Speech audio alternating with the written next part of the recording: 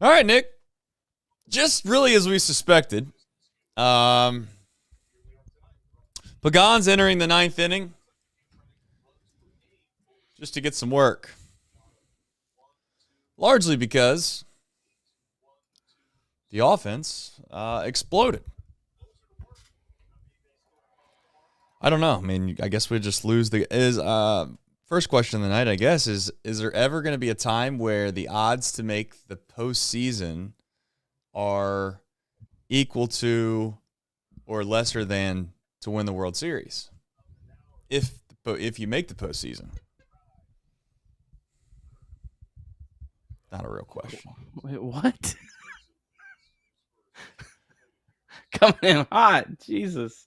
I'm saying, has there ever been a time where a baseball team might have better odds to win the World Series than to just make the postseason? Of course, to win the World Series, if they make the postseason, would be the call. My point is that it seems to be that if this team plays a really good team that has a really good pitcher, they can find a way to beat them. But boy, oh boy, if you go and play the Pittsburgh Pirates, it's tough sledding, as they say. Let's see what happens this weekend before we go too far about. Oh, I'm not worried. Listen, I already told you how I feel about the I almost said the Padres, the Brewers. That's 2 of them, Nick. That is 2 of them.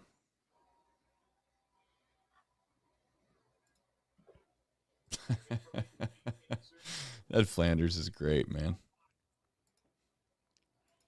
He's funny. Nice. Awesome sign.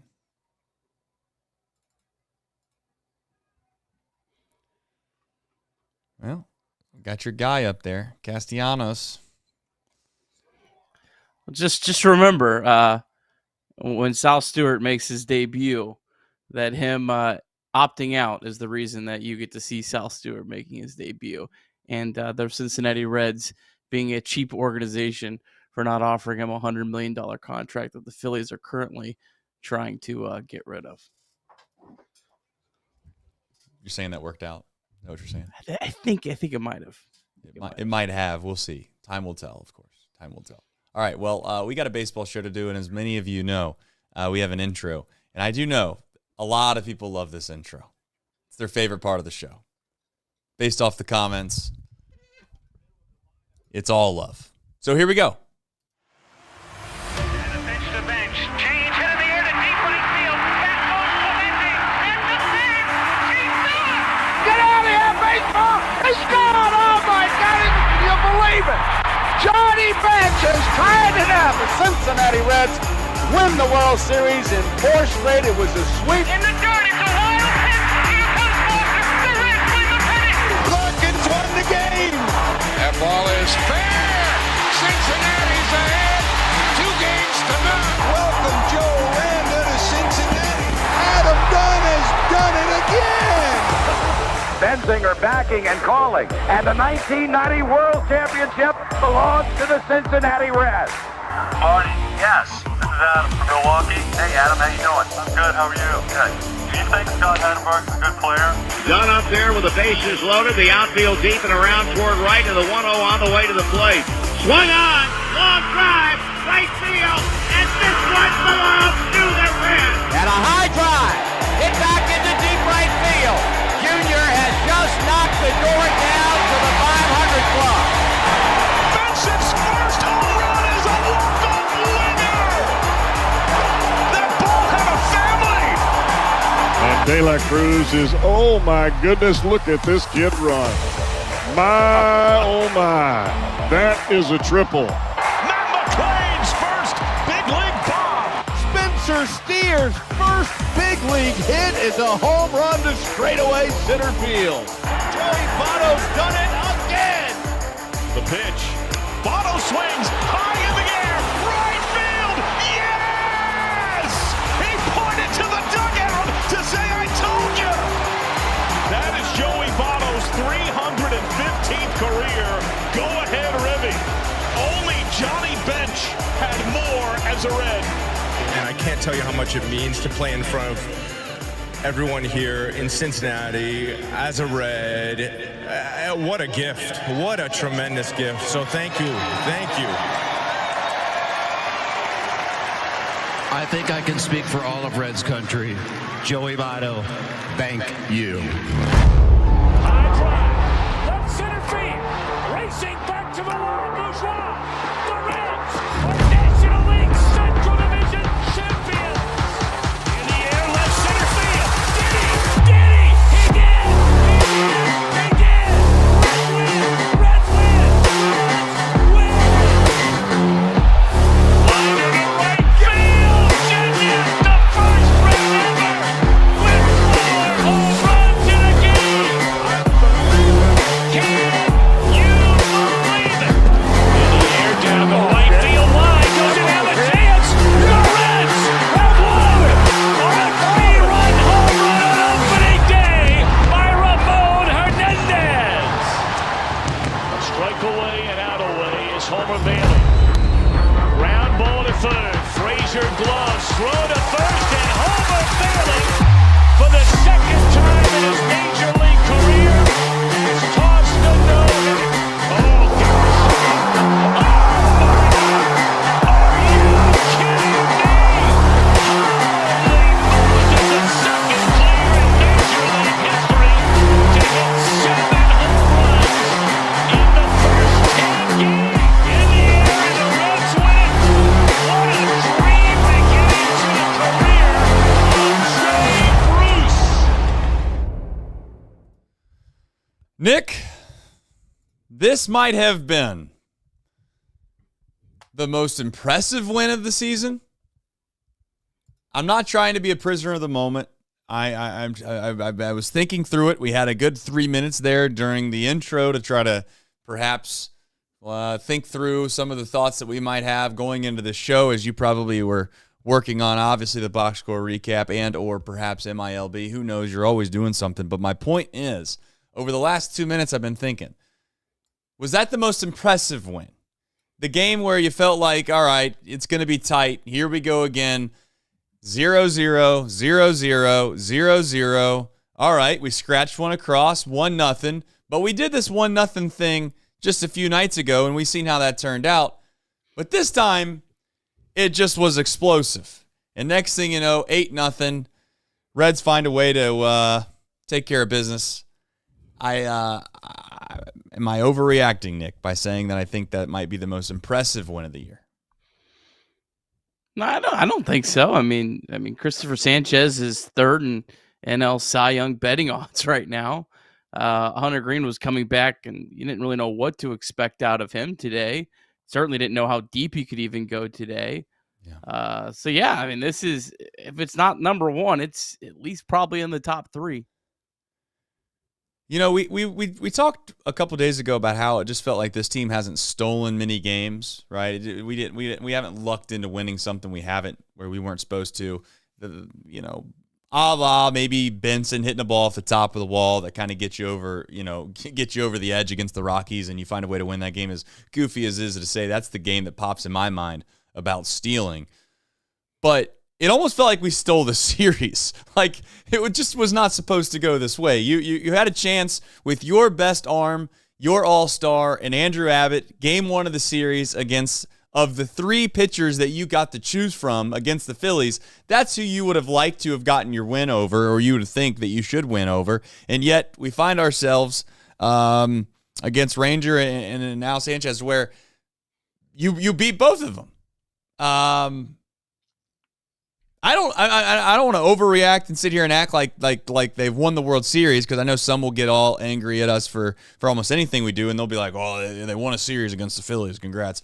I mean, the truth is, though, I think that they could play this series out again like 20 more times, and I'm not sure that they win this series after dropping game 1, but maybe one other time in 20 tries. And maybe I'm being a little over pessimistic about it, but seriously, it was looking a little doom and gloom there after the opening game of the set. Now you find yourself where you have some momentum. You know who's coming to town. We'll get to that here in just a bit. And I don't know if you can feel a whole lot better, really, about this baseball team and what the ceiling could be. Like we're starting to scratch the surface here of what the ceiling can be if you start to get some pop from some certain spots that we've been maybe on this show begging for a long time, Nick. Yeah, I would say like after you lost that game on Monday, I was just like, man, just try to avoid getting swept. I mean, that was kind of honestly where I felt. So yeah, I definitely felt that on Monday, but at the same time, the Reds outplayed the Phillies this entire series. The Reds dominated this series. The only game they won was a game the Phillies stole from the Reds. I mean, what did the Reds pitching allow in this series? 4 runs in 3 games to the Philadelphia Phillies. I mean, top 10 offense in baseball. I mean, the amount of money that they're paying that offense, and they came into Great American Ballpark. I mean, imagine what Philly Sports Talk Radio is talking about now. It's gross. About that offense coming into Great American Small Park and scoring 4 runs in 3 games. No doubt about it. And a lot of the runs that they scored, Nick, really were on the back end of a game that you felt like you, to a certain extent, mismanaged. Like, I don't want to put all the blame and say that it was just because, but I mean, we probably left a guy out there a little too long, and by probably, most likely, definitely did.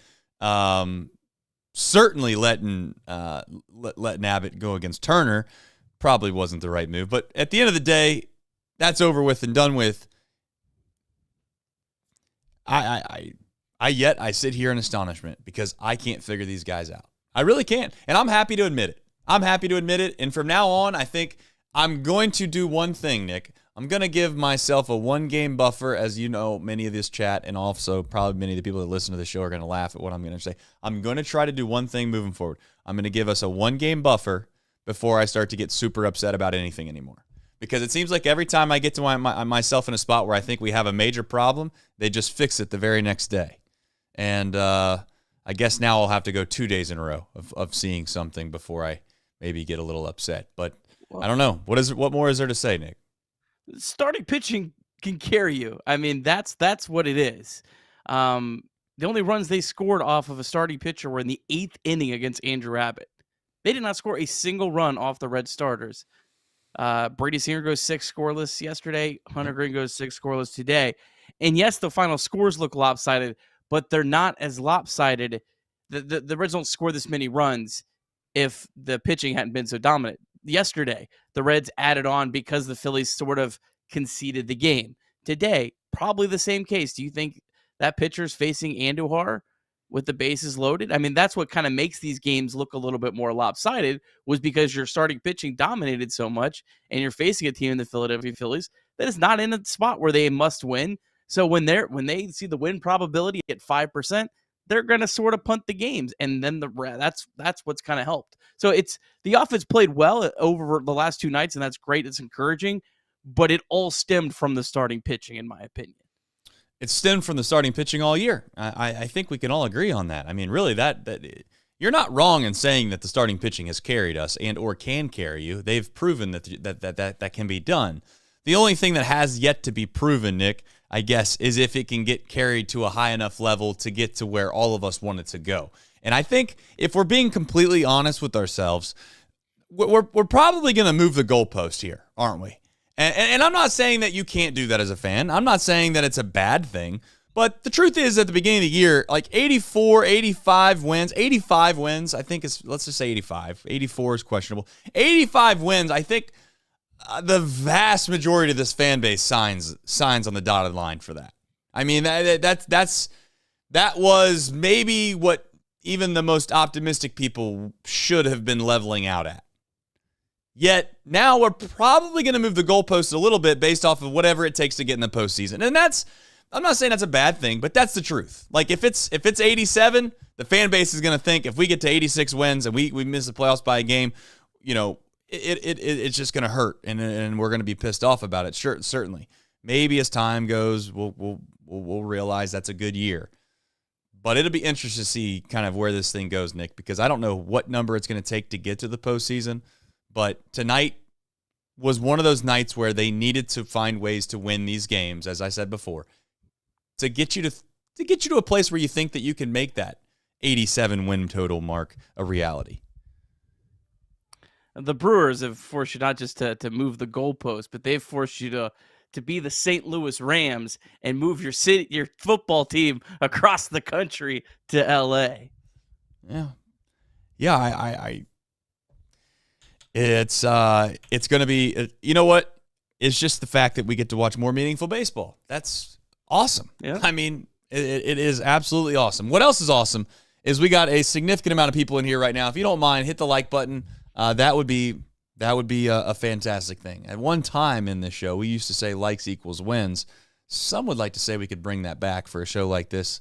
The more likes we get, the higher probability we take care of business when you know who comes rolling into town.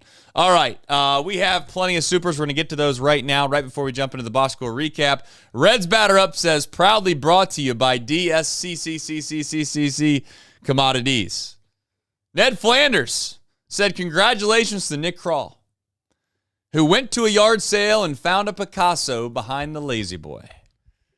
Yeah, I mean, hey, took a shot in the dark, and boy, we might have come up with just the. That's the thing. Andujar doesn't have to be an all-star like player for a full season for us. You just come out here and play your best baseball over the course of the next, call it, month and a half, and you can might as well build the statue per se. Yeah, these trade deadlines are wild. Yeah, I mean, like credit and like he deserves some credit. He's also, I'll admit, he's gotten, I think, a little lucky too. But that's why I didn't want it. It's not that Andujar himself was the great signing. This is why I didn't want to like go throw all my eggs in the basket for like Eugenio Suarez, because like you're getting lucky one way or the other. So you went with the guy that didn't mortgage your future, and so far it's worked out. Yeah, listen, I also want to take some credit for the fact that I was not willing to give up a guy named Sal Stewart, really under any circumstances, and that's starting to look like a pretty decent decision. We'll get to that, obviously, much later into the show on the back half of this whole thing. But we also have another super chat from Mason Taylor said, Sal needs to be called up another home run. We have MILB later in the show, and I'm probably pretty sure that Sal Stewart will be a topic of discussion, more or less just about what do you do. I mean, I don't know what options really you have unless you make a real bold one. That's the only way this whole thing makes sense to me, is if you make a crazy bold decision. And I'm not saying that I'm for or against it. We'll do that later in the show. Jacob Doyle says, wow, almost forgot how great it is to have Hunter Greene on your team. Also, Miggy Andujar. We'll start calling him Miggy. If you want to start calling him Miggy, I'll start calling him Miggy. Why not? Miggy. I like Miggy Andujar. That can stick. Why not? Miggy Andujar. Who cares? Flip Flop Drunken doesn't have nothing to say. Just throw it in a little 5-piece. Got some 4 likes on it, though. I like that. Thanks to Flip Flop Truckin'. Eli Sloan says, let's beat the Brew Crew. Get hype, Trace. I told you I'm not going to be scared of them. I mean, I personally am not scared of them. Does it mean that they might come in here and do what they've done to every single other MLB team over the past month and a half? They might. Yeah, they might. But it's just like, it's our time. At some point, it has to turn, right? Like, the tide has to turn. Like, you remember the Chicago Bulls, right? When they had Jordan. And have you seen the Chicago Bulls lately? Now, I understand that there's a pretty good player that left town. Some would say that might have made the difference. Like, let's just throw out another example. What do you think about maybe the folks that grew up in the 70s would say about the Cincinnati Reds? Like, they probably never imagined a time where the Cincinnati Reds would be the last professional franchise to not advance in the postseason in all of American sports. But the truth is, that's where we're at, aren't we? It's time for the tide to turn with this Brewers. Like, they're good. And I'm going to continue to say it. I'll say something even crazier. If I was a Brewers fan right now, you ready for this? If I was genuinely a Brewers fan, I would be somewhat concerned, Nick. I know that sounds crazy, but I kind of would be. It's just like you are peaking at a time in which I don't want to say is irrelevant, but boy, does it seem kind of almost statistically improbable, almost some would say impossible, to do what they've done for as long as they have been. And then all of a sudden, when they get close to the postseason, they're going to continue to play this way? Come on. Terry Francona managed a team that way once. I don't know if you remember the Cleveland. I think they were the Indians at the time. Jay Bruce was on the team that I think won 22 in a row. It was, I believe, the American League record for longest win streaks. It was, I think, in August, and then they lost in the first round of the playoffs. I think that's coming for the Brewers, and I'd like to see some of the cracks in the armor coming this weekend. Putrid Talent says ATOBTTR, and this one belongs to the Reds. Are we a good team? ?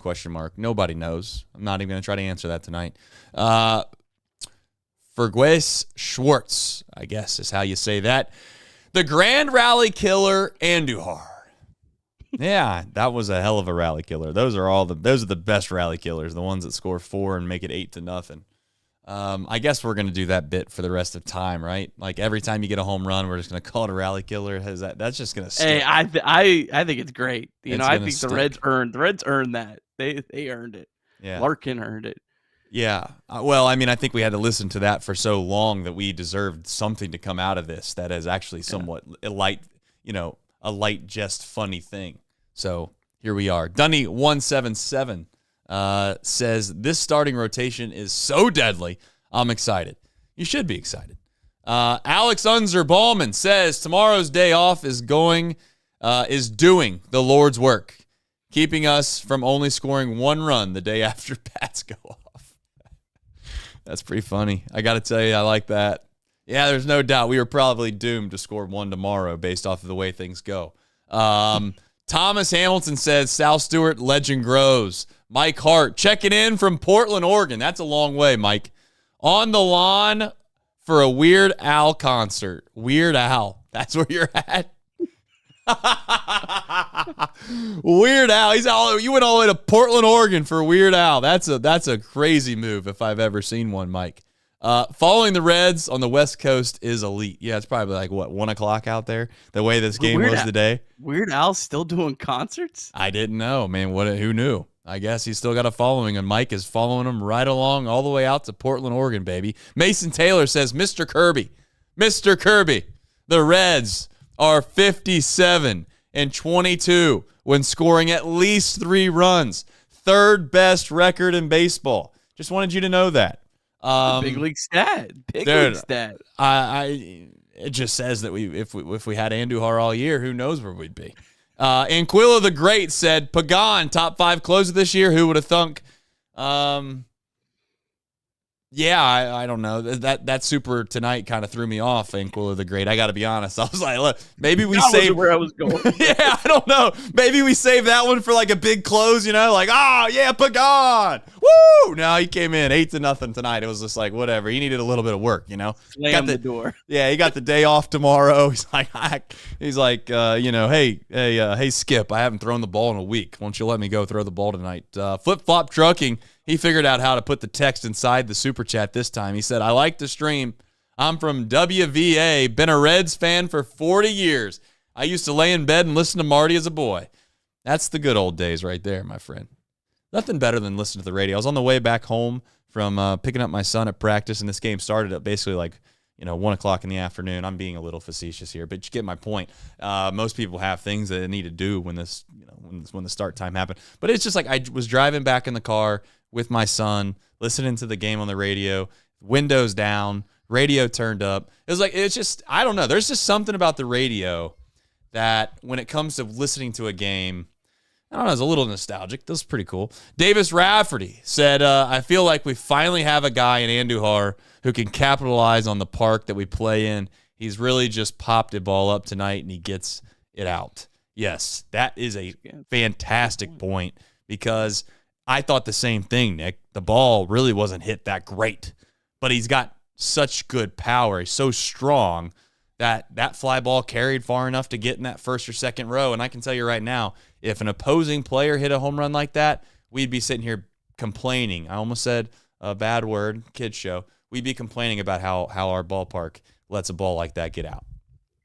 Yeah, I bet Andujar knows as well. I mean, the ballpark that he just came from, it's not a home run in. He comes to this one. And you know what? Honestly, it probably gives him a little extra confidence, right? I mean, players, they know these things. See, has he ever played in a ballpark that would be the home run? It was not in Yankee Stadium. Was it in Was it in Pittsburgh? No. So every team he's played on in his entire career, that would not have been a home run in. Yeah. Well, I mean, it doesn't matter anymore, does it? Welcome to the Reds, baby. Welcome to Great American Ballpark, Andujar. You are very welcome. You are so appreciated. You have no idea how great it is to have a designated hitter that has done what he's done since he's gotten here. So, box score recap, Nick, presented by yourself. You can take it away whenever you're ready, but boy, oh boy, do you have some nice, fun nuggets in this one. All right, let's get to it. Box score recap. And by the way, Ned Flanders, yes, it wouldn't have been in Suter Health Park either, according to StatCast. So even it was not just the whatever the Coliseum, actually Suter Health Park, not a home run there either. So, all right, box score recap. Let's go. Reds taking on the Philadelphia Phillies, rubber game of a 3-game set at Great American Ballpark. Hunter Greene took the mound for the first time in over 2 months, and he did not disappoint. Hunter Greene, 6 shutout innings, 3 hits, 0 runs, 0 walks, 6 strikeouts. If that stat line looks familiar, because it's the exact same stat line that Brady Singer put up 24 hours ago. Shout out to Andrew Collinsworth, who helps us with our social media for that nugget. But nonetheless, a brilliant return from Hunter Greene. Reds offense had a tough time early against Cristopher Sanchez, who entered the day 3rd in the NL in Cy Young odds. Reds are able to get 1 run across the board with a 2-out walk from Austin Hayes and an RBI double by Noelvi Marte in the 4th. The score would be 1-0 after Greene departed in the 6th. And then in the bottom of the 6th, Elly De La Cruz singled. Austin Hayes doubled him home, and Noelvi Marte ripped the ball to left field that scored Hayes. The throw home went over the plate. Marte was hustling to third, and then the throw to third sailed into the outfield, and Marte got a little league home run. The Reds then poured it on in the bottom of the 7th when Miguel Andujar homered for the 3rd time in 4 days. This time it was a grand slam to put the Reds up 8-0. Ashcraft, Barlow, Mole, and Pagan pitched 3 scoreless. Reds hold on to beat the Phillies, and Reds hold the Phillies to 4 runs in 3 games at Great American Ballpark. Reds match a season high 6 games over 500 at 64-58. All right, we got a deep drive of the day, and you know who it came off because we've already had about 6 super chats about him. Your designated hitter, Miggy. We ain't even call him Miguel anymore. He has been now pronounced Miggy. Andujar hits a grand slam. That's his 9th of the year, left center field. 99 miles an hour off the bat, 364 feet, and just perfectly over the wall about 2 rows. That would give the Reds an 8-0 lead and the win probability for your Reds, just like the hand sanitizer, folks. 99.9% effective. As we all know, it'd be 100% by the end of the game. In DSC, they are a leader in renewable commodities for biofuel production, specializing in used cooking oil collection, aggregation, and sales. Visit www.deepsouthcommodities.com for more information. Thank you to John, his team at DSC. We'll start off with Hunter Greene. I think that that is maybe going to get overshadowed a little bit just because we have a designated hitter in Andujar that we'll get to in just a minute, Nick. But he was fantastic. And you know what he did that I asked for last night, and I know that you're going to probably know exactly where I'm going. He threw the ball over the plate, and he threw the ball not just over the plate, but he threw it exceptionally well. I mean, he had velo, he had command, he had good bite on the off-speed pitches, and he really, what looked like, had the Phillies at bay all night long. So, you know, I don't know what you could have expected tonight. And you said it last night. Could have gone good. You could see him throwing shutout innings like he did. You could also see him giving up 6-7 runs in 3 innings just because he's had a little bit of rust and he's going up against a really, really, really, really good lineup. You know, does this mean we're out of the woods with Hunter Greene? He's going to look like this every single time, Nick? No, but I will say it was a very, very encouraging sign for this baseball team that he looks the way he does already. Yeah, I mean, 16 whiffs tonight for some context. Brady Singer, who struck out the same amount of batters and the same amount of innings yesterday, only had 9, just to context. So he had good swing and miss stuff. Just looked like he was in control from the start. I mean, I was excited to have Hunter Greene back. Didn't know what to expect tonight, but man, I mean, this is just the kind of player that completely changes the whole outlook of this team. If and he still has to stay healthy, but he checked every box you possibly could have wanted in this game tonight. And man, he's just he's an incredible pitcher. I don't know where he stands in baseball. It's hard because he's been injured so much, right. But I think he's at least a top 5 pitcher in the sport. 100% if he's healthy and he has his A stuff, right? Maybe the only argument that you could make really against Hunter Greene largely is just based off of his durability, and maybe he's not been consistent enough over a long enough period of time that you can consider him one of the best pitchers in baseball. But just a one game off thing, like if it was just in a vacuum, hey, you got one game that you need to go win, which guy do you want to go and take the mound? He's in a very, very, very small group, like top 5 elite group. Yeah, I mean, I'm right there with you with that. Now, it's hard to sit here and say he's top 5 pitcher in the sport based off of what he's been incapable of doing in regards to longevity. But every time he is out there and he is healthy, this is what gets you excited about this baseball team possibly getting into the postseason, is that you can throw Hunter Greene against anybody and feel like you can go and win a game. You can throw Andrew Abbott against anybody and feel like you have a chance to go win the game. After that, I'll openly admit it gets, to a certain extent, not as confident, but Lodolo, if he's healthy, like with the break could be a good thing. The break could be a good thing. I'm not against it, but you're right. Like, if healthy, which is a big if, right? If ifs and buts for candy and nuts, we'd all have a jolly good time, as they say. But if healthy, the fact that you could run out Greene, Abbott, Lodolo, or if you want to kind of mix them up to where you go, you could go Abbott, Greene, Lodolo. If you wanted to go lefty, righty, lefty, I don't know if you would care to do that in a 3-game set. Why it would matter, I don't know, but hopefully you get the point. I just would say I feel like that can go up against anybody. I tell you this. If you're the Dodgers, and I'm not here to say that, sign me up to play them or anything like that, but I would openly admit, if you had a 3-game series and you're the Dodgers and you've spent all this money and you find yourself in a position where you are unfortunately unable to win the division and you have to play a wild card round against those 3 arms in a 3-game set, I wouldn't be all that happy about it. With potentially Nick Martinez in the bullpen, Chase Burns in the bullpen, maybe even Brady Singer kind of as a long man in the bullpen. Right. I mean, it's not just that you have those 3. You all of a sudden, your bullpen is like totally reshaped because of how many starting pitchers you have. So, 100%. Now again, all those guys have to stay healthy the next 6 weeks, which is a big part of this as well. And that's a big part of what makes it so difficult. But in the same breath as, you say, oh, all these guys stay healthy for the Reds. Well, these other teams have to have, like the teams like the Mets have to have their pitchers stay healthy. And I don't know if they necessarily have as much depth as the Reds have right now. The Mets don't. Right. Well, let's get into why everybody's obviously excited.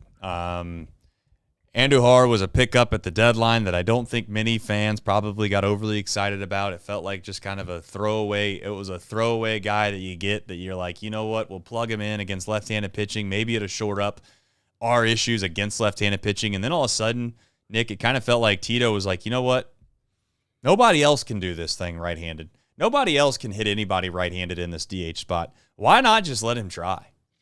And I got to tell you, maybe this is fool's gold, but he has looked significantly better in regards to his ceiling and what he's capable of doing.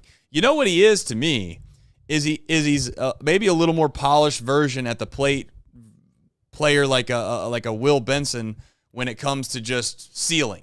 Like, this guy can hit a home run quite literally every at bat, and he proves it time and time again since he's gotten here. This is what we needed. I'm not saying that Andujar is the answer to everything, but he is 100% solved a crisis that we've had from the beginning of this year. And if Spencer Steer continues to play well, I got news for you, folks. This baseball team changes completely. And it does. It changes absolutely completely. And I'll also say, And I know we had some fun on X, so hopefully people think we hate each other. That's fun. But here's the thing. Ellie still hasn't played up to his potential, in my opinion. And not from a season perspective, just from the standpoint of saying, let's just say from when we've started this quote-unquote race for the last wild card spot to the end of the year. I genuinely think we've not even come close to scratching the surface of how good the lineup can be. I genuinely think that. Our second baseman still is incapable of really providing a lot of offensive firepower. We'll get into that probably later in the show. And you know who else has been pretty good, low-key? Ke'Bryan Hayes has been all right. He's not been terrible. I mean, I know he came in pretty bad offensively, but he's been pretty decent.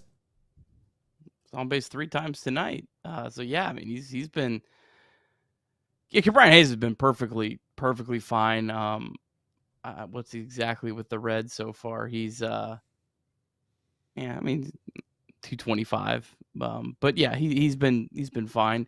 Andujar, I tell you what, he's got a season long now 123 WRC plus. That's not the Reds. That's with the A's too. Yeah. So I mean that's 260 plate appearances. So I don't think I know he's not this good, right. But is he an above average hitter? I think he might be. And look at the last 2 years, again, small samples, but 2024 is a 103 WRC plus, 2023 105. Again, not great, but for this offense, you don't see a whole lot of 3-digit WRC pluses.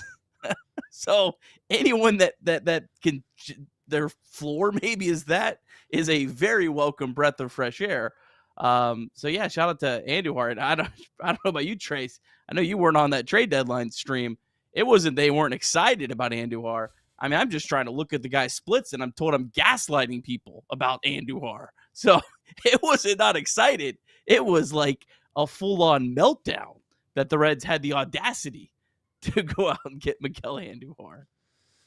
Well, that's the goofy thing about baseball, isn't it? Is that, you know, the margins for a lot of these guys aren't that great over a really, really short sample. It's just luck of the draw. And I think that's been your case in point for a very long time when it comes to some of these rentals, especially when you factor in some guys that might be playing above their weight until the deadline, and then all of a sudden you're worried about, well, you go get this guy and they kind of come back down to earth, and you've basically foregone over some capital and prospects for a below average hitter for a month and a half or 2 months.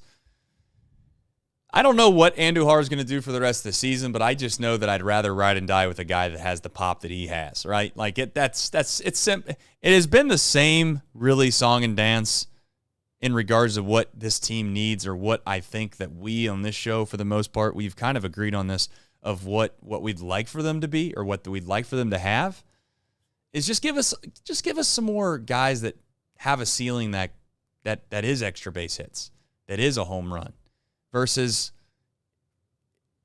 you know, no disrespect, but when guys only have, call it 8, 9, 10 home runs an entire season, it's just not good enough. It's just not good enough. We don't have enough good players to play that way, in my opinion. And I don't know why the Reds keep putting out these quotes that that's not who they are.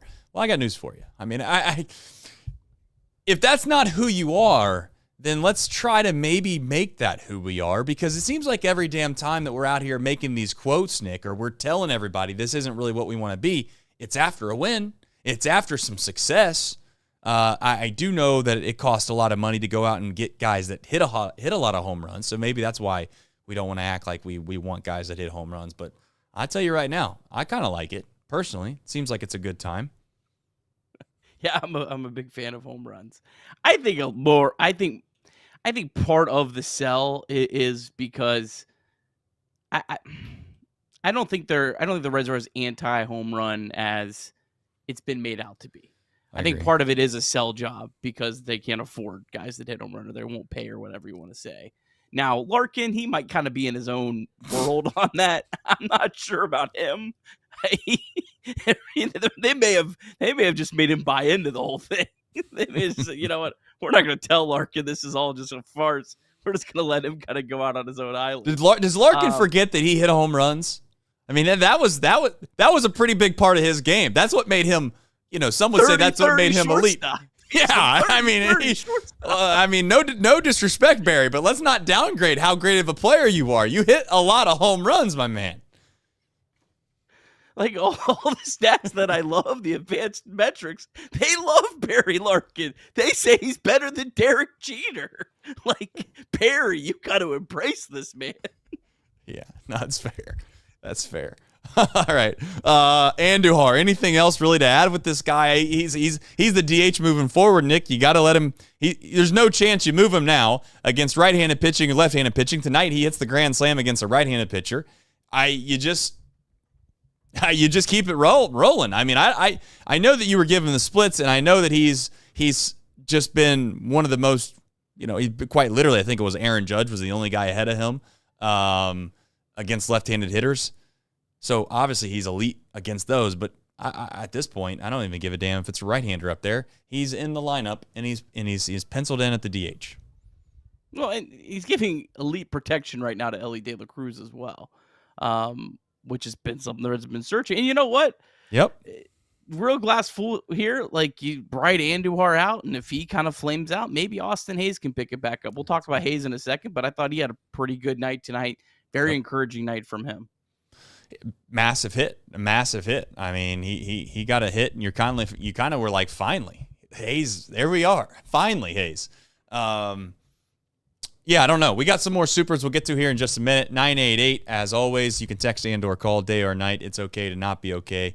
You can also visit mantherapy.org as a gentle reminder for those that might find somebody that they love and/or perhaps themselves that might need to remember those kind of areas of places you can go to get some help. As a also reminder, we have some disc golf. Now, I made a mistake. I seen somebody say that I've been calling it Idlewood. And I got to tell you, I have been calling it Idlewood. But it looks like it's called Idlewild. So tonight we are going to fix that. And as we know on this show, we are all about the pronunciations. We never miss them. So the Disc Golf Pro Tours LWS Open at Idlewild. Definitely not Wood. Burlington, Kentucky, August 22nd through the 24th. It features 150 of the top disc golfers in the entire world. Food trucks, beer, and other vendors will be there. You can get tickets at lwsopen.com or dgpt.com. Super chats. Let's get to them before we jump into the back half of the rundown. And it just turns out, Nick, that my YouTube screen is frozen, so we're going to have to do the old refresh and hope that fixes it. If it doesn't fix it, help you out here. then you might have to do it. We got Pagan, closer, West Virginia. Did we do? I feel like we finally have a guy in Andujar who can cap it. Yep, we did that. There's only one more. You knock it out because I am frozen. My chat's gone. Well, Patrick Kling, I'll go ahead and read it, but let's kind of save the conversation for when we get to it. Patrick Kling, 60-90. Rotate Stuart McLean at second base the rest of the season. We'll save that because I do have Stuart on here on the back half of the rundown. All right, you have other offense on here, Nick. I thought a key pivotal piece of this whole thing that nobody's probably going to bring up was a twofold thing. One, Ellie's speed. We talk about how big of an impact it makes when you don't really get to see it and it doesn't showcase itself in traditional stats. And I don't even know if it really showcases itself in advanced stats as much as I think that it makes a difference. Two things. One, Hayes' ball down the left field line. Again, do I think Marsh can ever get Ellie out there in a perfect world? No, I don't. Ball gets underneath his glove nonetheless because I think that he obviously was trying to make a very aggressive play on it to try to get Ellie. So that's one play where he kind of altered the game without it showcasing itself in the box score. And then the other one is it looks like an infield single. Harper misplays the ball a little bit. We get a little bit of a break from the Phillies.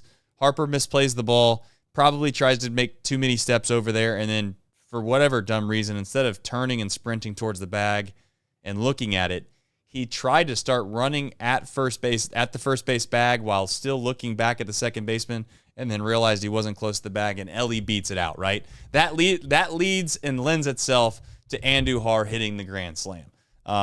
So there was other things that happened in this game outside the grand slam that I thought was nice. And I even, to top it all off, we can have a little fun at the end of this after you kind of run through your discussion points on the offense. I do think maybe we'll never get it admitted. I think for whatever reason, Tito was just upset.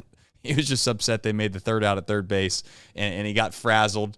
And he didn't realize that maybe we needed to review that, and he just, I don't know, froze in the moment. I could be wrong. Maybe we'll get an explanation after the game. Would you consider that like kind of the same thing as maybe thinking you hit a home run and not running it out?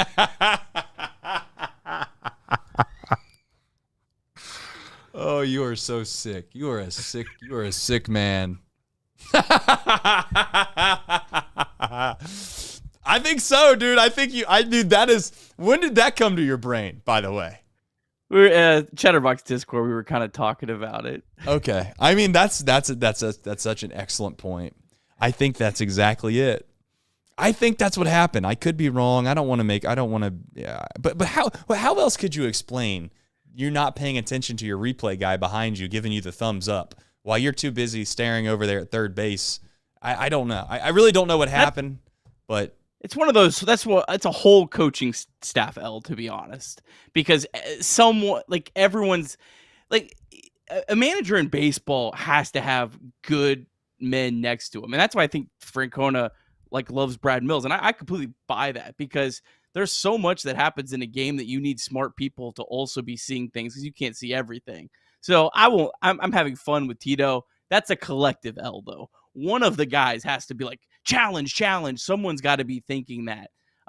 So yeah, I mean, again, that could have been thank God it didn't matter, but it could have been a big play.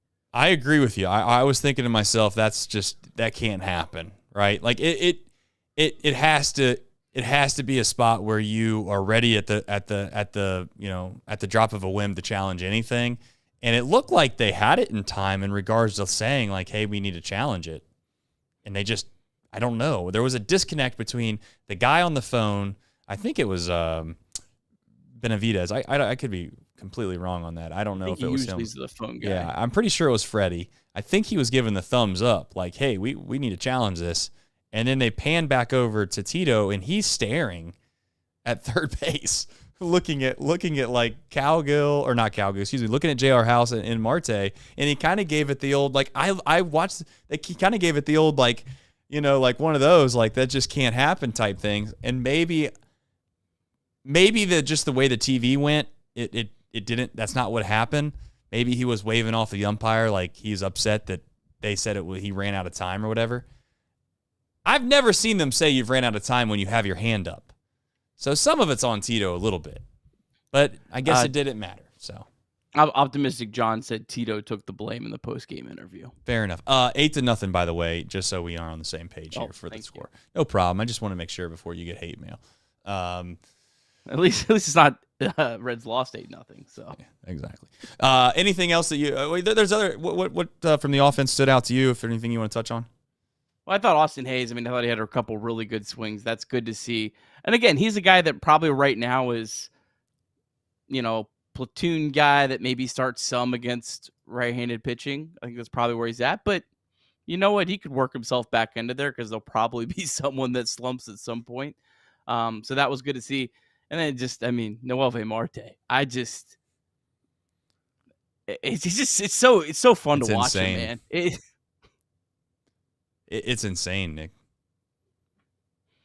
Like how crazy is it? How crazy is it to think back like a year from now, 1 year from now, like a year ago, we lost. We were so out on him. I mean, we still had a little bit of hope, but there was people in the chat that you could say that they were willing to basically trade him for a relief pitcher that we never heard of. It's shocking. That's what actually makes me think to myself that there's so many players in Major League Baseball that come and go that if just whether it's a coach, whether it's a mentor, whether it's just the right opportunity, whether it's some comfortability, the way that the season goes for them, the very first time they get called up, how different their careers could be, Marte is living proof that these guys are all talented. It's just a matter of whether or not it clicks. Because this dude, I've never seen a turnaround. He's the comeback player of the year. I don't even know if they give that award out or not, but I mean, I couldn't imagine another player that has looked as bad as he's looked last year. Not even just last year. He looked terrible in the Winter League. He looked terrible in spring training. There was no hope. No hope. Like, Nick, explain to the people how crazy it is that this guy even got a chance. Like, he wasn't even supposed to get a chance to play in the big leagues this year. He was buried on the depth chart. When he got called up, I thought he was just literally getting called up because the Reds had multiple injuries.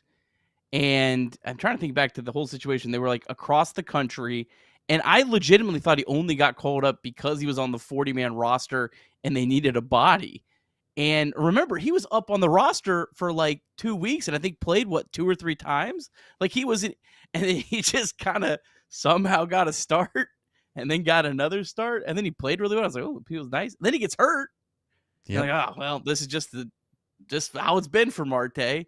And he comes back and he's looked better than ever. I mean, just his journey to where he's at right now is incredible. And, man, it's just so awesome to watch him every night. I don't really have words for it. It's enjoyable.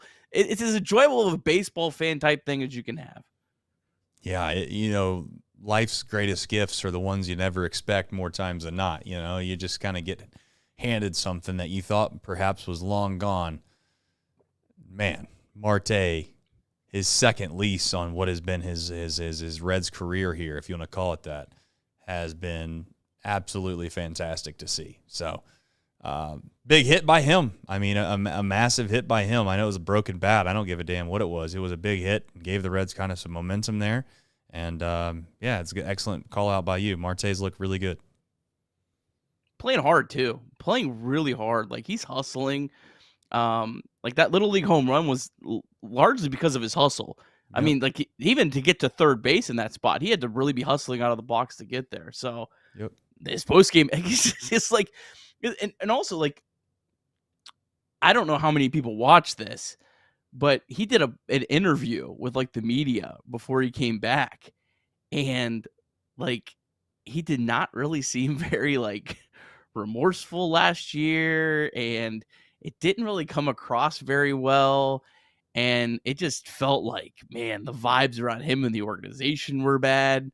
And now, I mean, he's the poster child. It's just, it's incredible. Well, it's nice to see. It's just simply put. Really, the crazy thing is that I don't think it's far-fetched to say that Marte gave this team life. Otherwise, they'd be dead without him. I mean, there's just, I don't know. You can go through the laundry list of guys that it takes a team to win, and thankfully, that's what we got right now is a team that's obviously, playing well enough to keep us all interested. Which I'm amazed by it. August 13th, 2025. You'd have told me back in the middle of call it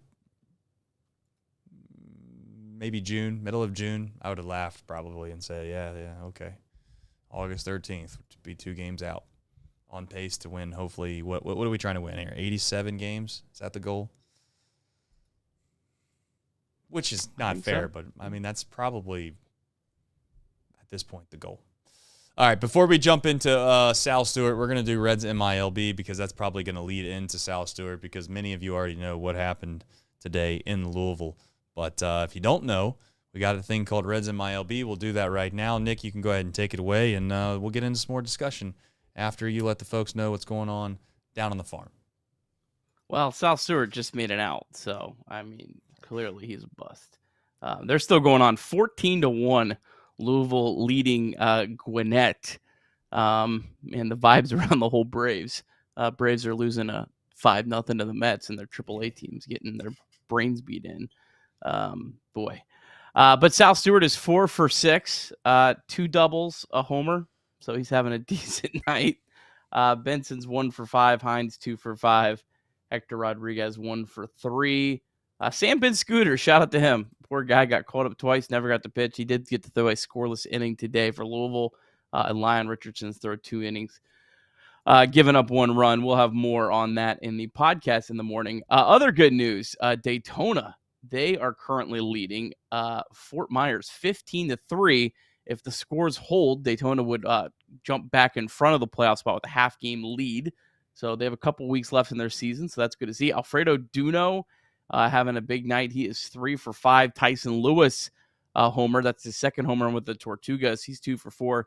He had been struggling, so that's good to see.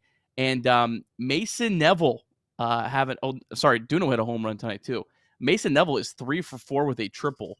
That was the guy the Reds got from Oregon, the NCAA home run leader last year. So good stuff down at Daytona. Chattanooga got rained out. They're going to play doubleheaders on Thursday and Saturday. That team has had all the rainouts this year. And then the only one that went final was the Dayton Dragons. They lost 4-3 to Lansing earlier today. The Dragons now 34-71. That is a .324 win percentage. That's the worst in franchise history. The worst ever is .336 back in 2016, which tough for the Dragons that had 4 straight winning seasons entering this year. Not a whole lot on offense. Carlos Jorge 0 for 4. Carlos Sanchez 0 for 3. Sanchez, who had a monster start to the season, he's just hitting a $161 over his last 15 games. But one cool story today was TJ Antone. Antone threw a scoreless inning, struck out a batter, pitching in for the first time in a game since April 2024, coming back from his third Tommy John surgery. He hit 96 miles per hour today. So shout out to TJ Antone. What an incredible recovery for him and him getting back. And when he got hurt last year, I think we were talking about how it's just like you wouldn't blame him if he just hung it up. But man, that guy has incredible perseverance, and shout out to him, man. I'd love to see him find a way to get back to the big leagues. And by all indications, it sounds like he's not just there because they like the story. He's there. He's throwing the ball relatively well. I mean, he's got some good velo. It is a remarkable story. I mean, the idea that you can do this now 3 times. Certainly in the back of my mind, I just get scared for him because it's just like, man, I don't know how many times you can do it. I also worry, like, and you know what's funny is, like, this is his life, man. You can do whatever you want with it and live life while you got it, right? But just the idea of what implications this has for him later in life, I don't know, but I guess he'll cross that bridge when he gets there. But just I can only imagine. I mean, you hear guys complaining and talking about how their joints hurt or this hurts, but the tendonitis probably that you'd have to manage, I would assume, with perhaps another third Tommy John. I don't know, but you got to give him all the credit in the world, really. I mean, I don't know what to say. Yeah, Reds can go ahead and sign him to some rights to be a coach or something in the organization forever. Right. I'd love to find that guy stick around, but I honestly think he might have a higher sights than that. I think he's going to do something really cool post-career. It was great when he was on the TV broadcast. Right. He's one guy is going to do something special post-baseball career. Yeah, if you have that much grit, that much tenacity to be able to do what he's done, you'll be successful regardless. I guess we'll jump into the main topic. It's I don't want to say the main, but a topic of conversation in Reds fandom because Sal Stewart's on a tear down in Louisville. He's been a great hitter, Nick, every step of the way. This is not a fly-by-night, flash-in-the-pan thing. This has been something that has been kind of slowly progressing, and now we're at the stage where you got to ask yourself, what straw is it that breaks the camel's back that gets him a chance in the big leagues? It seems to me right now that he's a little bit boxed out just because of the perception of what they think they have in certain players. And what I mean by that is the guy that currently plays second base in Matt McLain, there's no doubt Nick has not played up to the standard that many of us thought that he's capable of and or should play at to earn that spot at second base. But what are you going to do? Give up on Matt McLain this early, this fast, after he had the 2023 year that he had, after he looked the way that he did look, the way that he looked in AAA while he was there? I have a hard time believing that as well. So it's just a really, really weird, tricky situation. We can kind of dive into all the weeds of this. I do want to bring up something. I got a message from Rob Rusk about Sal Stewart and kind of the comparisons that people are making with, well, how do you know he's not just a minor league, basically merchant? He's like Rhys Hines, right? Because that's what some kind of are saying. Well, he might just be like Rhys Hines. Rob Russ says, I'm going to use a gambling analogy for Hines and Stewart as to why one is more believable than the other. Hines is a guy that's hitting those 10-to-1 parlays, while Stewart is up 10 units, just straight betting. Hines, sure, in a spurt, can get hot, but his chase is heinous, and he whiffs an absurd amount on pitches in the zone. His Z contact's under 60, which would be the worst in baseball. He's able to crush mistakes, which is great and valuable, but Sal is doing sustainable, absurd chase numbers and puts the ball in play at a level close to Kwan and Arias. Except he's hitting the kid show out of it every night as well. He's got a dozen harder exit velocities than Steer, Lux, Fraley, and Espinal have ever had in their entire career in Louisville, and he's been there in 1 month. Stewart's the most polished hitter to come through in this system since Joey Daniel Votto, and that's his whole Savant page is going to be red. It's his largest flaw until June. He hasn't been pulling the ball in the air enough to tap into that game power, but he's doing it every night now. I guess I only say that because I think that there's a lot of guys out there that put time, effort, energy into the Reds. They don't have a show. I like that. I'm not saying that I'm going to compare him to Joseph Votto. That's probably not right. That's not fair. And I also think, Nick, you're trying to set the expectations, which you should, that this guy shouldn't be just suspected to come up here and be one of the best hitters on this team. But I think it is safe to say that he's probably a little bit different than maybe some of the other likes that have come up here that have flamed out or not had the success. Yeah, but good point about, most polished. I would maybe put Winker. I think Winker would be in that conversation as well.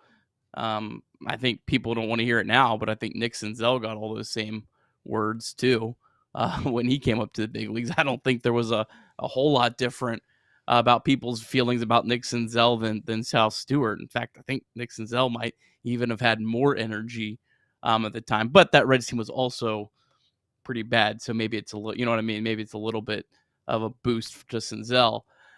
I'll just give you some cold numbers here. This was Sal Stewart's 23rd game at AAA. Christian Encarnacion Strand played 67 games with an OPS over 1,000 before he got called up. Ellie played 38 with an OPS over 1,000 before he got called up. Matt McClain played 40 games with an OPS over 1,100 before he got called up. Noelvi Marte played 39 games. Maybe Noelvi Marte, though, is the best case because Marte was the only one that was called up in this similar spot, right, in a playoff chase. So it would be different of the Reds to call him up this soon. It feels like to me with some of these guys, Trace, it feels like the Reds, and people are going to hate what I'm going to say, but I'm just going to say this how I think what they do. I think they want these guys to come up to AAA. If they come up really hot, they want them to cool off and fight through that cold spell and then get hot back again before they call up. Because I think if you went back and you looked at most of those players, you would see that. You would see that they got really hot when they came up, or when they got caught up, when they started at AAA, and they would cooled off, and then they had to kind of reignite and get hot again, and then they called it back up. So I don't know. If the Reds called him up on Friday, would I be shocked? Not really. If they didn't call him, I'd be shocked. No, I don't know. It's a gamble, and I think that's the thing. I think people need to understand. Like, you could call him up and play Matt McClain. I think everyone thinks that's the move. That's a massive gamble. I mean, Sal Stewart could make 3 errors over the weekend and cost you the series, and that's a gamble. But he could also come up and have 5 big hits in the series and win it as well. So it's tough. This is not an easy decision. I'm with you because I thought the same thing. Everybody's yelling, hey, bring Sal up, bring Sal up. Unlike 2023, Nick, there's not a bunch of retreads out there right now that I would just say, who really gives a damn? He's not going to be here anymore. Let's just put him in there for him. I don't really care if he's not as good or not. At least he's part of the future, and at least I feel like I'm starting to see what I get out of this guy. That's not the case. No disrespect to Kevin Newman, but I could give a damn if I ever watch Kevin Newman play shortstop for the Cincinnati Reds ever again when they called Ellie De La Cruz up. Okay? That's kind of the issue then versus now. Now, I mean, we don't really have anyone at a position right now that I can think of that I would say doesn't provide value at all and also is a guy that is basically a rental and he's going to be gone here soon. I mean, Matt McLain, if you're going to replace him for Matt McLain, that seems like a crazy move. Personally, I just don't see that the Reds doing that. Now, I would also openly say that I would never say never with that move. I could see how you could get better with that move if Sal Stewart is the hitter that maybe we think that he is and he ends up being a great player. Like, would it shock me in 2026 if somehow, call it Matt McLain struggles basically for the rest of the season and Sal Stewart goes and he starts to play well at Louisville and he starts getting some reps at second base, and then all of a sudden in spring training he's at second base and then he starts the year at second base? That wouldn't shock me. It does seem unique though, Nick, that I don't know, like they've invested in third base. They invested with Candelario and they just invested with Ke'Bryan Hayes. Like, where does Sal Stewart fit? Long term, even long term. I mean, I know that sounds crazy to say, but where does he fit long term? Are you going to tell me first base? Are you going to tell me second base? It's definitely not shortstop. Ellie's played too well at, and I'm not even talking about. I'm talking about Matt McLain moving to shortstop and then sliding him in and saying that Ellie can go to the outfield. That's not happening. Okay, Ellie's the shortstop. Ke'Bryan Hayes is the third baseman. Nick, you know better than I. Where does he go? I think that Sal Stewart right now is what you were hoping Jeimer Candelario was going to be. I think that's eventually what he is. I think first base, third base, second base, you keep all those doors open, and then you kind of see what you need next year. Because, again, to need one of those spots, you just need one of those guys to get injured, which happens throughout a baseball season. So that's what I think. My gut tells me they're not going to call him up unless there's an injury or like McLain just completely craters to where, I mean, he has another 0 for 20 stretch, or maybe Ke'Bryan Hayes has a stretch where an 0 for 20 stretch or something like that, where it's just so bad that they think it's worth that. That's my guess. Or even Andujar just completely cools off and you say, all right, you know what? We'll play him a couple times a week at DH. But I think long term, I think that's probably the role that he would slide into, would be a guy that could, you could play easily 140 games and not, if you could play third base, right, second base, first base, and DH, and not on the first day of spring training have one of those positions that's your designated position. He is what Spencer Steer was supposed to be, right? I think they're very similar. I think he's clearly, a much higher ceiling hitter than Spencer Steer, but I think they're in very similar spots in terms of what the Reds kind of will do with them. But Stewart isn't a elite glove at any position. I don't think he's a massive liability, and we'll see when he's up here. But I don't. He's not coming up as Matt McLain that's going to play second base and play it at a well above average level. Yeah. Yeah. Matt McLain's an interesting decision, I mean, it's one of those deals where it wouldn't shock me if Matt McLain pulls an Andujar and all of a sudden he just for a month at the end of the season, he's the best player on the team. It also in a sad standpoint, it wouldn't shock me if he's the worst player. I don't know. And where do you draw the line in the sand on him is a really tough decision to make, because as you said before, Nick, like he does play defense, doesn't seem like it's going to slump that much. Just doesn't. Seems like that's going to hang around no matter what. And how much of an advantage are you going to get putting Lux at second base with the drop off that you get defensively with the run production levels that Lux is going to provide? And I'm not trying to be disrespectful to Lux, because I think he's been one of the better hitters on this team as of late, but like there's not a significant amount of firepower there, and I think that's kind of what this team is looking for if they were to make a decision to value offense over defense. So, I don't know. I mean, it just goes to show you that when you rely on this many young players, this is probably the growing pains that you're going to find yourself in, right? Because as much as we were talking about how last year Noelvi Marte was quite literally not even a part of the plan anymore, to a certain extent. And all of a sudden, 1 year later, he's the best hitter on the team. Matt McLain could be that guy too next year. Like, it wouldn't shock me in the slightest that Matt McLain's an all-star in 2025 or 2026, excuse me. So I don't know. It's a weird spot. Like, you almost wish one of these guys would have just been terrible. But, like, everyone's kind of been good enough. Yeah, they're Like, below McLean's average. But yeah, McLean, Steer, Brian Hayes is kind of his own thing, but Right. they've kind of all just been good enough to where it's hard to take them out. So yeah, it's interesting. But I will say one other thing about Sal Stewart.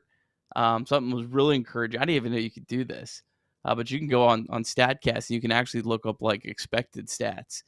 And a stat that I love that I don't think the Reds do because they have a player that led the team that's not on the team anymore.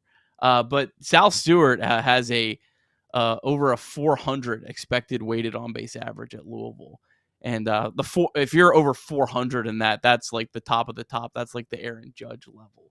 So there's been nothing really fluky about what he's done at Louisville. And I know people say, well, he's hit home runs, doubles. Even that can still be a little fluky sometimes. So, yeah, what he's done has absolutely been legit. Doesn't mean it's going to translate to the big leagues. And most of the hitters that you know we like, they're still over like 360 in those stats, like Benson and Hines and some of the other guys down there. But yeah, I mean, to be over 400, that was really encouraging when I looked that up. Well, the most encouraging thing that I think is that he's just completely been a guy since he started. I mean, he's not.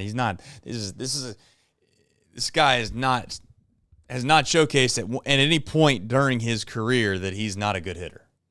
So, and he missed time last year too. He, I think, he cut his thumb like during the All-Star break, like sliced it open.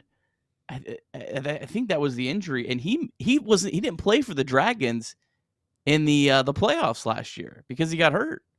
So he missed almost a half a year, third of the year last year of his development. So more just shout out to him that, you know, it would have been very understandable if this year he would have kind of taken some time to get back up to speed, but he hasn't. I don't know. I'll tell you for as many opinions as we try to share on this show, and we try to be, you know, to a certain extent entertaining, you try to have some takes that, you know, maybe you're not totally sure on, but you know what, you're gonna put your foot out there and put your foot down and say that you believe this. It's hard for me to sit here and say I believe what they should do with Sal Stewart is the right thing or the wrong thing to do 100%. I don't know. If you told me that they were going to bring Sal Stewart up tomorrow, let him get his feet wet and be ready to go on Friday night, I wouldn't be upset about it. Like, I would say, you know what?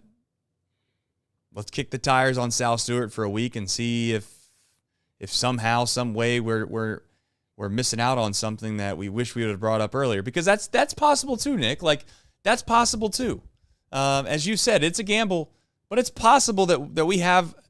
And I'm going to be overly optimistic here about it, and I'm going to probably irritate some people because he's never even stepped foot in the big league.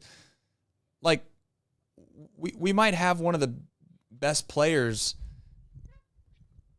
for the next decade that the Reds are going to have currently waiting to get a chance to play for a baseball team that's looking for a little bit of help to try to get them the third wild card spot. That's possible too. But it's also possible, like you said, you bring him up here against the Brewers, you're probably going to be playing tight baseball games. That's my guess. You have good pitching. They have good pitching. They don't really hit the. I'm going to be very careful what I say here, but you get my point. They shouldn't be overpowering us, I would like to think. and we probably won't overpower them. And he makes a couple errors, and then all of a sudden you're like, what the hell are we doing? I mean, we brought up a guy, shoved him at second base, and now all of a sudden we're upset because he misplayed a couple balls, and we have a Gold Glove type caliber second baseman that we have sitting on the bench. I see it both ways. My last thought is this. I want to ask you this. And the obvious answer would be demote Santiago Espinal or DFA him or whatever the hell you got to do for Santiago. That's not going to happen. I don't think. And he played well tonight before you get a lot of hate mail. You better say it. Go ahead and say he made a really good over-the-shoulder catch tonight, and he played good second base. You're going to get a lot of hate mail. I think he was on base 3 times yesterday. Yeah, he's played well enough for you to tell him that you shouldn't DFA him, But I think 99% of Reds fans would be okay with Stewart taking Espinal's spot on the roster. Yeah, everyone but Optimistic John, yes. Yes, I think that's not what I'm asking. What I'm asking is, would you be okay if you had him take Santiago Espinal's spot on the roster, but he only plays about that amount? Like, he's only going to be used in certain spots. Are you okay with the all-in mentality? Well, this might not be the best thing for South Stewart's development, but clearly he would be a better option than Espinal to be able to use in strategic spots. Are you okay with him doing a role like that?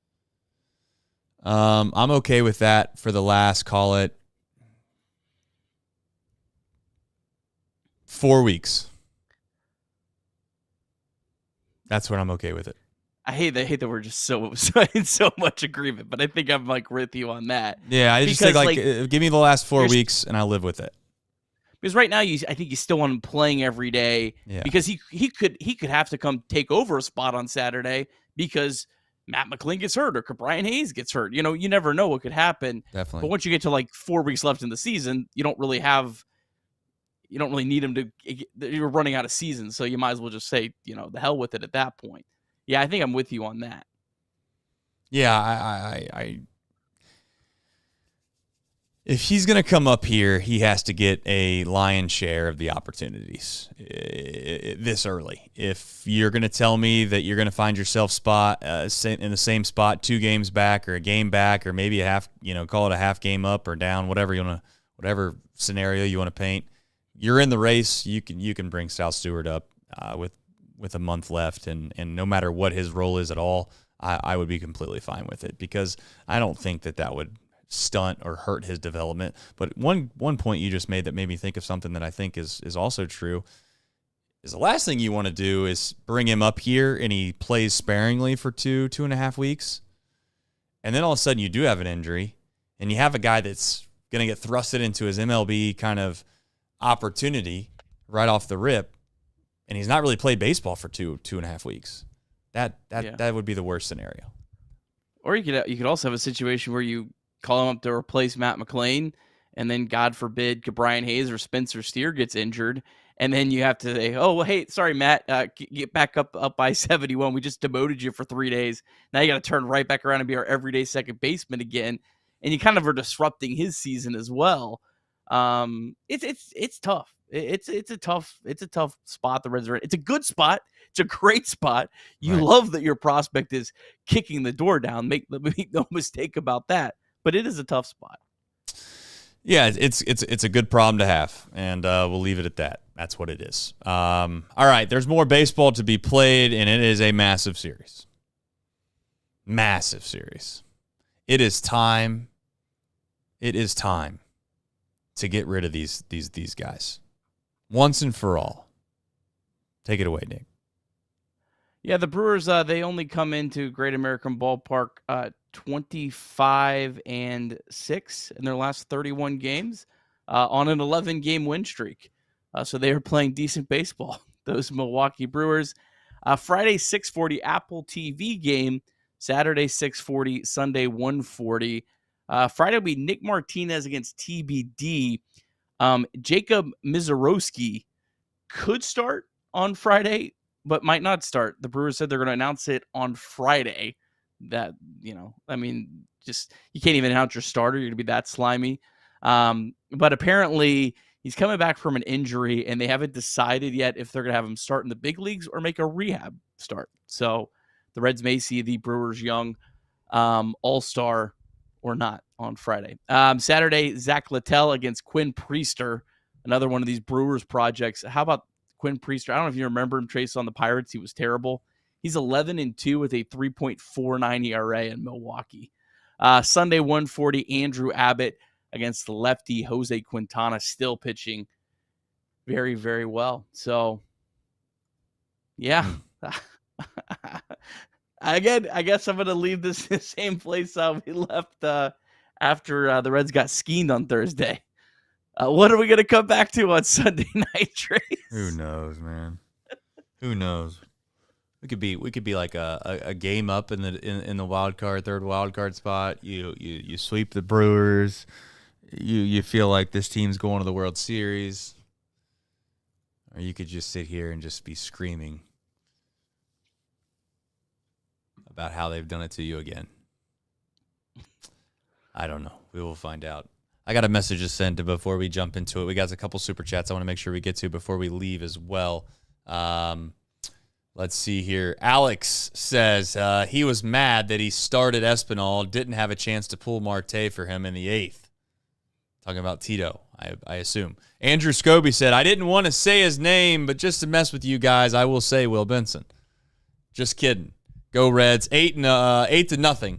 That is what I'm talking about. Now go sweep them Brewers, baby. Now we're talking. Scobie, get me fired up. ATOBTTR.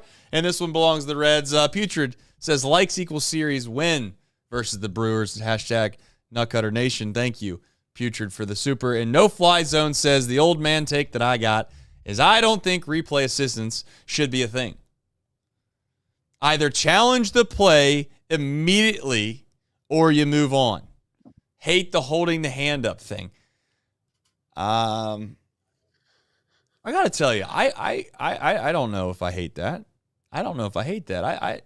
If everyone in the league had to do that, if I was the MLB Umpires Association, I think that I would actually fight for that because I think it's unfair that these guys want to act like you missed the call, but they got to make sure that they can see it on the TV first before they're willing to risk their challenge. I like the idea of that a little bit, if we're being completely honest. No one's allowed to look at it. As soon as the play happens, you better throw that flag out there in like 3 seconds. If you don't throw it out there, can't challenge it. Now that would be fun. I think the umpires would enjoy that too because they'd be wrong a lot more. But I could be wrong. Who knows? I don't know what you're laughing about. Who knows what you're laughing about? I was laughing at Optimistic John's last chat. Oh, who knows? He's probably wants you. Probably. I can only imagine what it is. I love. This is all love. All love for Optimistic John. He makes me laugh. It's incredible. Incredible. You saw it? Yeah. I didn't know if in 2025 that was appropriate to read or not. So I said, that's funny. I'm gonna let that live in the chat. That's great. No, that's funny. I just look over and I see that. OGG host brought up a good point. Reds only 5.5 back of the Cubs. Play them at home towards the end of September. They're 5.5 behind 3 teams. The Dodgers, Padres, and Cubs. And again, none of those teams I feel great about the Reds making up 5.5 games. But when you have 3 teams that are all there, could one of them collapse? Yeah. That's what's possible. So yeah, I mean, just you think it's the Mets. Every logical reason makes me think it's the Mets or bust. But there is still a possibility that one of those teams choke. And you know what? We've seen the Cubs do it. I mean, 2 years in a row. I mean, this is kind of Craig Counsell's MO at this point. So yeah, that's their bread and butter at the end of the year is to find a way to choke it away when you thought halfway through the year they were maybe one of the better teams in baseball, but they couldn't do it again. No way. No way. Could not imagine that. Seems impossible for a franchise that has the likes of Kyle Tucker and PCA and Dansby Swanson and Suzuki, and I mean, think about all the great players they have. If you really think about it, I mean, there's really no way that they could possibly choke and blow that lead. I can't fathom it. It seems impossible. Well, one last just random thought here for you. Like, let's play this forward a little bit. Let's just imagine the Reds get to the last 6 games of the season, and they're right in the race.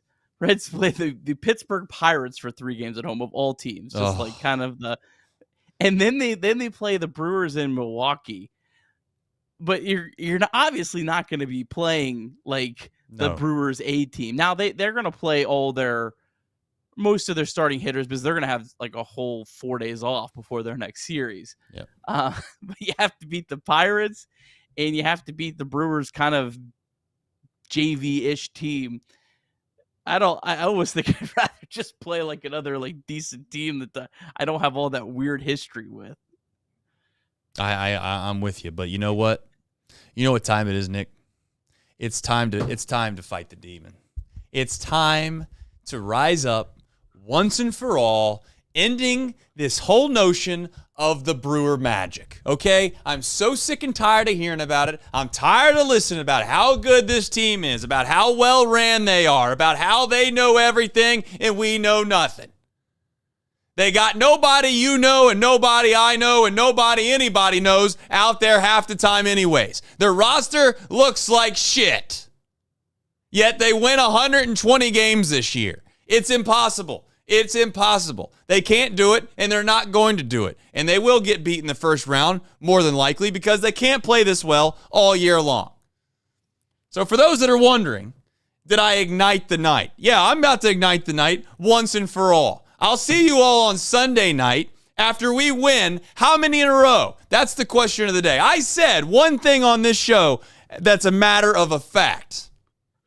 And that is, if this baseball team can win not 1, not 2, not 3, not 4, but 5 games in a row, they will go to the postseason. They will go to the postseason. And I've never in my life seen a better opportunity. That's what we're here for. We're not here to cower to these guys. Who the hell are they anyway? This is the Brewers we're talking about. It's not the Yankees. It's not the Dodgers. It's not some established brand that you're scared of when you see the baseball hat come rolling into town. No. This is the Milwaukee Brewers. Half their fans are at Packers training camp right now.